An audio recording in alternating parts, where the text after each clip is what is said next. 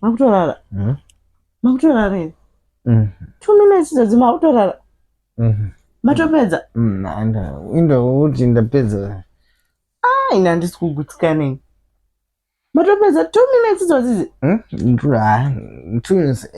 Indo una problem. Hausogutsikana. Manyanya kukurumidzisa imi. Ndanyanya ri 2 minutes omana. Amuna kana motora time. Matopedza. Ene makutorara. Ukangopedza ungotonzoda kurara 2 minutes. Indo. Handisi kugutsikana nazvo. Ina handisi kumbogutsikana nazvo. Chita usogutsikana. Iwe but ona uruta usogutsikana makuseni ndaenda kushonda ndikageza neoko.